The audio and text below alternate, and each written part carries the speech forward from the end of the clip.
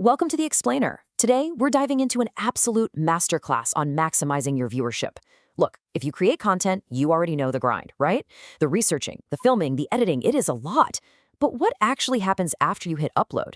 Well, we're going to take that chaotic post-upload process of yours and transform it into a completely frictionless, automated workflow using a killer framework straight from top content strategist Vanessa Law. Let's get into it.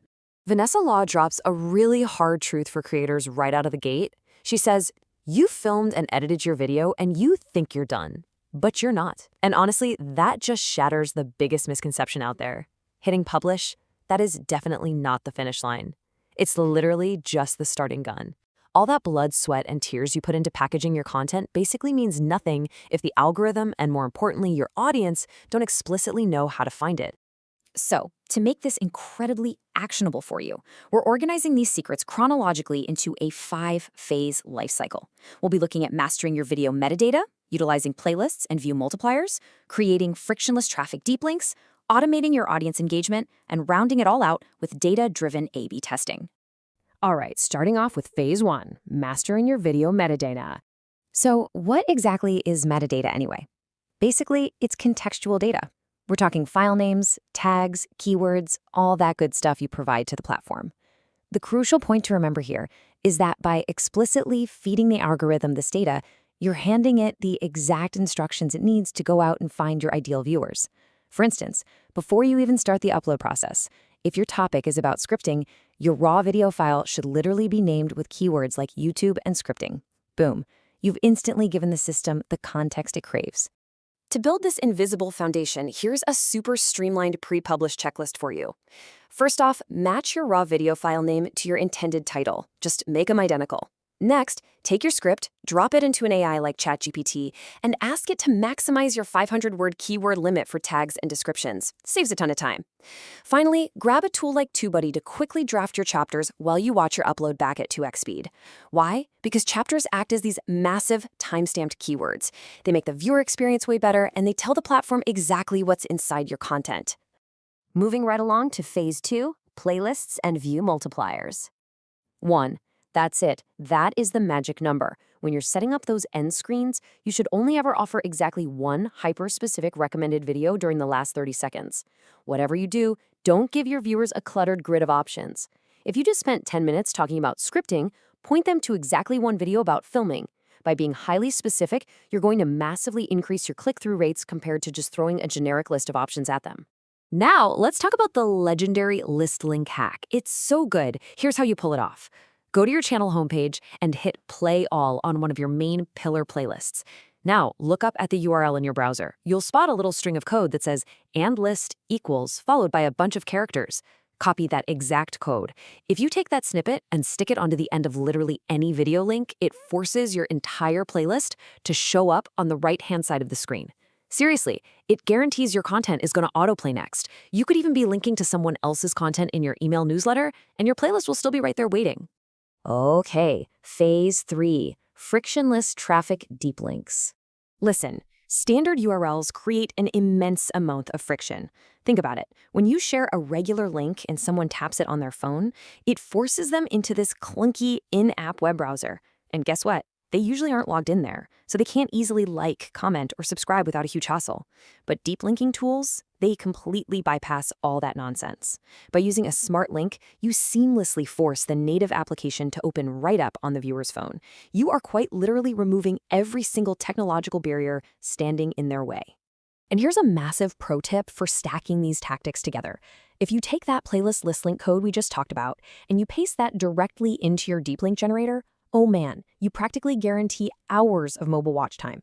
Because when a user taps that link on their phone, it instantly opens the native app, drops them right into your video, and seamlessly queues up your entire playlist to autoplay right after. It is a total game changer. Phase 4 is where things get really fun, automating your audience engagement. Now, manually sending links to every single commenter is obviously impossible once you start scaling up. But a tool like ManyChat can power an incredibly slick automated flow to do the heavy lifting for you. Step 1, you ask your audience to comment a highly specific keyword, let's say YT secrets. This filters out the casual replies. Step 2, The bot automatically replies to their comment. Step 3, it shoots them a direct message that requires a double opt-in click, something like a big button that says, "Watch here." And finally, step 4, the user gets that frictionless deep link sent straight to their inbox. But hey, do not forget this tiny yet absolutely critical detail. You have to visually stamp that trigger keyword right onto the video itself as a text overlay. Why? Because people scrolling on their phones through an Explore page are moving fast. They almost never stop to read the caption. If you don't explicitly put that keyword right there on the screen, you could honestly end up with a viral piece of short-form content that drives absolutely zero traffic back to your main stuff. And nobody wants that. To really support this automation, try deploying this incredibly structured 3-part Instagram story sequence. It perfectly layers your promotion without feeling salesy. Story 1, that's just a reshare of a short-form clip to pique their curiosity. Story 2 is where you provide the context, so an image of your thumbnail and title, paired right up with your deep link. And then Story 3 brings the visual vibe. Make it an actual screen recording of you scrolling through the contents chapters, add some cool background music, and drop the deep link in there again. It creates this compelling little narrative sequence that drives clicks without looking like spam at all. To round out this initial engagement phase, make sure you're taking these super quick actions in the first 24 hours to signal high traction to the algorithm. First, go ahead and pin a comment with a call to action while your content is still unlisted. That way, it's locked and loaded the exact second you go live. Next, schedule an animated GIF community post to drop about 15 minutes after your upload. It gives you a nice secondary traffic push. And lastly, when you're mass scheduling those short clips, make absolutely sure you're utilizing the native related video backlink feature that physically links viewers straight from the short back to your main content. All right, bringing it home with Phase 5, data-driven A/B testing. Look, you cannot panic on day 1. I know it's tempting, but you just can't. You've got to let the content breathe for about 3 to 4 days. Then, and only then, do dive into your analytics. What you're looking for specifically is to see if your total views, your click-through rate, or your average view duration have dipped below your channel's standard baseline. If those numbers are trending down, well then it's time to intervene. If the numbers are down, you've got to fix the packaging. Simple as that. But you absolutely must adhere to the golden rule of A/B testing. Never, ever test multiple variables at the exact same time. You have to choose either the title or the thumbnail. Think about it. If you change both and suddenly the performance skyrockets, you have absolutely no idea which change actually moved the needle. You learn literally nothing for your next launch. So always, always isolate your data. So how do we actually run these tests? Well, while you can test thumbnails natively right in the platform studio, using an external tool like TubeBuddy is great because it lets you dynamically test alternative titles as well. Just keep in mind, to get a mathematically reliable answer quickly, you really need a baseline of about 1,000 views to hit statistical significance. If you've got a smaller channel right now, no worries. You just need to let the test run a bit longer, sometimes up to 14 days, just to gather enough reliable data before you go declaring a winning title or thumbnail. Wow, okay. We have covered a massive amount of ground in this explainer, and now that you realize the real work actually begins long after that upload button is clicked, I've got to ask, which of these frictionless optimizations are you going to implement in your very next upload? Is it going to be the list link hack? Maybe diving into that ManyChat automation or getting strict with your A/B testing?